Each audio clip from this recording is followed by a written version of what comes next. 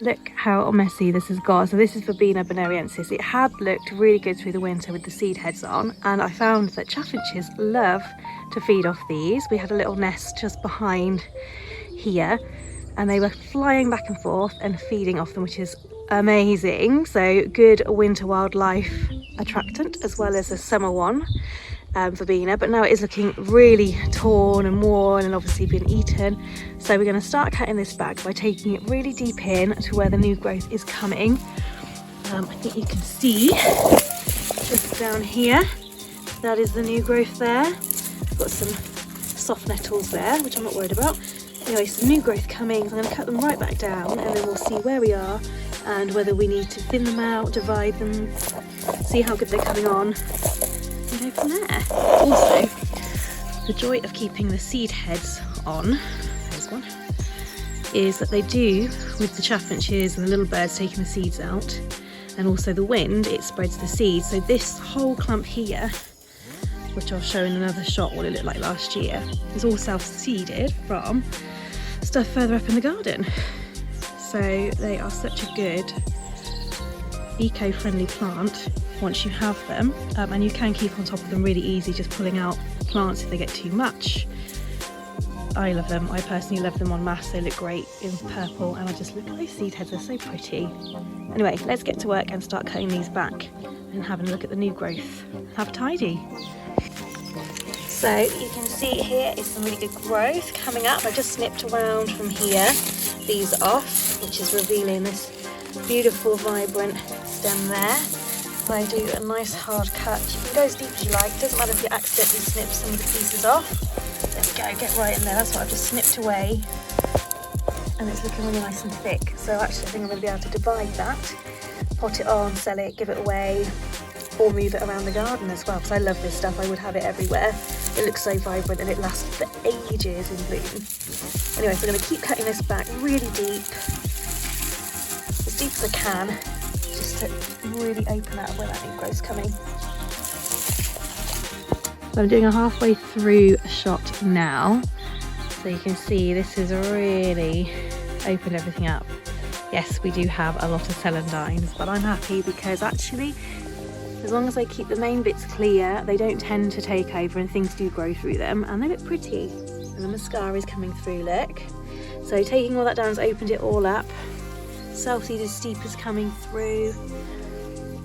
False nettle, which I actually like to keep, and I just keep on top of it by pulling out any extras, but it's really good for pollinators, so that's staying in. And my tulips, which are now, these ones are 3 years old.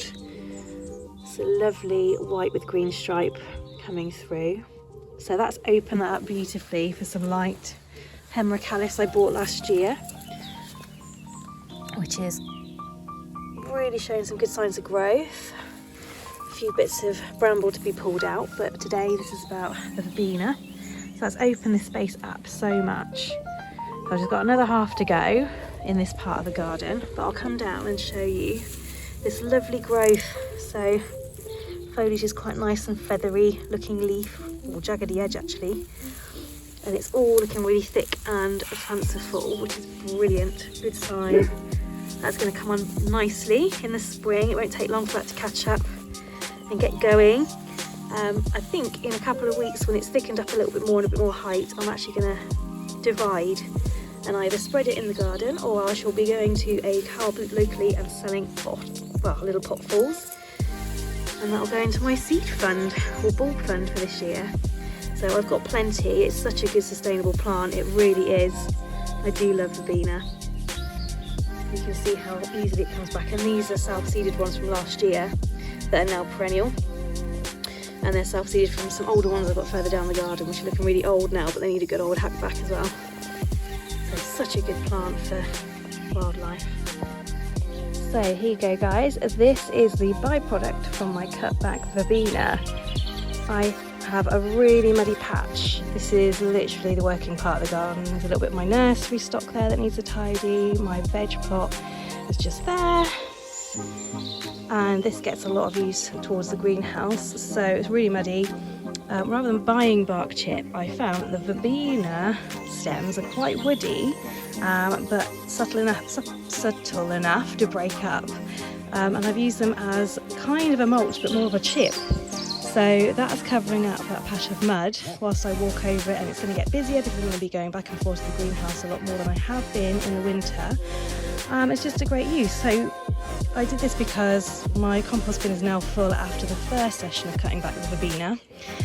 So I'm waiting for that to go down a bit. And then I thought, well, what can I do with it? I don't really want to put it in the green bin. I usually put things like brambles and weeds that I don't want in my garden in the green bin that the council takes away to keep it out of the garden. I didn't want to put it in there. So I thought, oh, it's just thick enough to create a mulch. So I'm just going to walk on it to trample it in a bit. I've still got a bit more verbena to cut back just to finish it off. So that will hopefully stop it being so muddy down here. And then by the time it warms up a bit and I'm not using it as much, if the grass decides to recover, it will just grow up through the broken down stems of the verbena. So there you go, that's a good byproduct use for Verbena bonariensis stems if you run out of room in your compost or you've got a muddy patch in the garden that needs covering up. And if you're growing verbena already, that means you don't have to buy the bark. So let's see how we get on. It might only last a few weeks, but do you know what? It's going to go back into the soil, worst case scenario, and for the next couple of weeks keep the ground nice and dry and not muddy for me when I'm walking back and forth from the greenhouse into the garden.